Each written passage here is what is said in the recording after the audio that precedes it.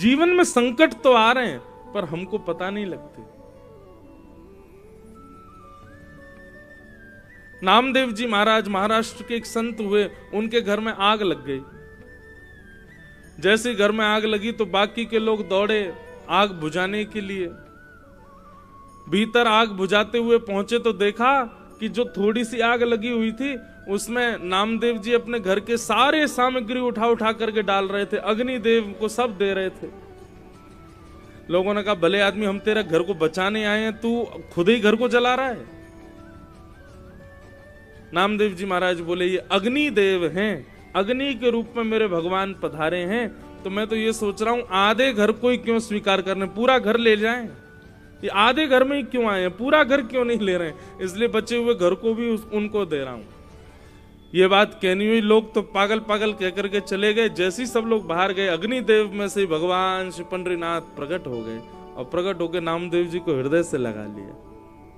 वाह नामदेव, तुम्हारी श्रद्धा, तुम्हारे भाव को प्रणाम, तुम हमको सब जगह देख लेते हो। नामदेव जी बोले आप सब जगह नहीं हो भगवान। पृथ्वी जल अग्नि वायु आकाश पंच तत्वों में आपका निवास। आप अर्जुन से गीता में कहते हैं ईश्वर सर्वभूतानां हृदय से अर्जुन तिष्ठति।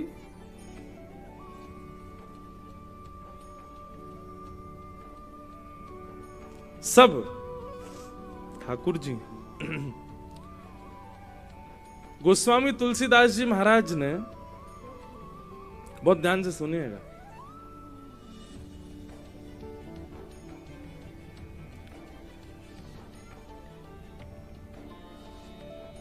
गोस्वामी तुलसीदास जी महाराज ने मानस जी में एक चौपाई अंकित करी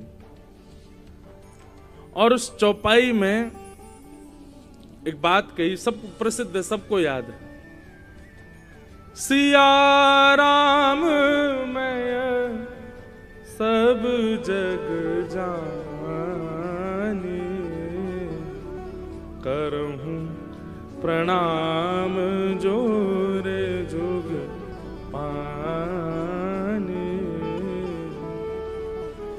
सिया राम में सब जग जानी, इस चौपाई का अर्थ क्या है? बोले सिया राम पूरे विश्व में विराज रहे हैं।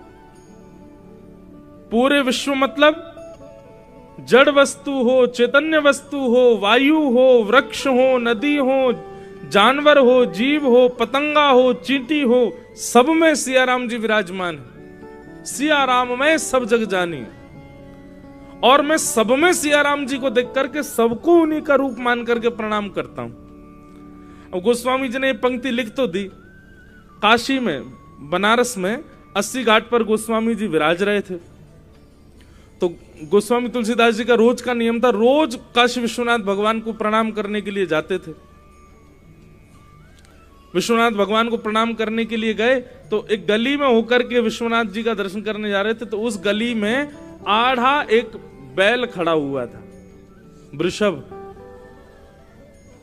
अब उस बैल के कभी इधर से जाए तो वो जगह ही नहीं मिले निकलने की, तो तुलसीदास जी ने उसको हटाने के लिए थोड़ी जोर से आवाज करी, थोड़े हाथ वाथ उसमें थोड़े ऐसे मारे कि उसने जो है मार्ग दे दिया। गोस्वामी जी गए, महादेव का दर्शन किया, दर्शन करके लौट करके आए। अपनी रामचरितमानस जी का रोज पाठ करते थे, लिखी हुई मानस जी को, तो जैसे ही मानस जी को देखा तो उसमें वो चौपाई अपने आप गायब हो गई। सिया राम में सब जग जानी, करूं प्रणाम जोर जुग पानी। गोस्वामी जी बोले यहाँ एक चौपाई लिखी थी, वो गायब क्यों हो गई? रात में उन्होंने फिर से लिखी, सिया राम में सब जग जानी, करूं प्रणाम जोर जुग पानी। दूसरे दिन फिर विश्वनाथ भगवान का दर्शन करने के लिए गए तो आगे से कुछ जानवरों की टोली आ गई। अब गोस्वामी जी जा नहीं पाए तो फिर से हल्ला करते हुए, हे करते हुए और उनको हटाते हुए वहां से गए, दर्शन करके लौट के आए। रात में जैसी मानस जी देखी तो फिर से वो चौपाई गायब हो गई। गोस्वामी जी बोले कुछ तो बात है। मानस जी लेकर के काशी विश्वनाथ भगवान के सामने गए, जाकर के रोने लगे, बोले महादेव इतनी सुंदर चौपाई है, सिया राम में सब जग जानी, करूं प्रणाम जोर जुग पानी, ये रोज अंतर ध्यान क्यों हो जाती है? महादेव प्रकट हो गए। बोले इसलिए अंतर ध्यान होती है क्योंकि तुमने लिखी है, तुम इसको स्वीकार नहीं करते हो। तुमने लिख दिया है लेकिन तुमको उस बात पर विश्वास नहीं है।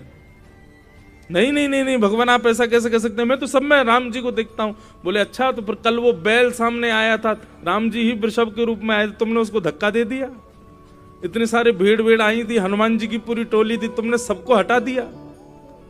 यदि तुम्हारी ये बात तुम लिख रहे हो कि सिया राम मैं सब जग जानी करूं प्रणाम जोर जुग पानी, तो इसको हृदय से स्वीकारो भी। आंखों के आगे दिखने वाली उपेक्षित वस्तु भी आ जाए, उसमें भी राम जी को देखो। आहा, उस दिन से गोस्वामी तुलसीदास जी महाराज की दृष्टि बदल गई। आप तो जो दिखे आगे उसी को ही प्रणाम करते हैं, उसी को ही राम जी का दर्शन करते हैं। हमारे वृंदावन में आप लोग यदि घूमे हो वृंदावन में, वैसे तो घूमने मत आना, वृंदावन घूमने का विषय नहीं है, ये घूमने डोल डालने के लिए नहीं है वृंदावन। वृंदावन तो ठाकुर जी की प्राप्ति का है। फिर भी वृंदावन में आप आए हो तो एक स्थान है वहां पागल बाबा मंदिर। नाम सुना है पागल बाबा मंदिर? बहुत बड़ा मंदिर है पागल बाबा मंदिर। उसका नाम पागल बाबा मंदिर क्यों है? वहां एक बाबा रहते थे, उनका नाम तो उनका कुछ और था, लेकिन दुनिया उनको पागल बाबा बोलती थी। क्यों? उनकी ऐसी स्थिति थी, सिया राम मैं सब जग जानी करूं प्रणाम जोर जुग पानी। बंगाल के थे,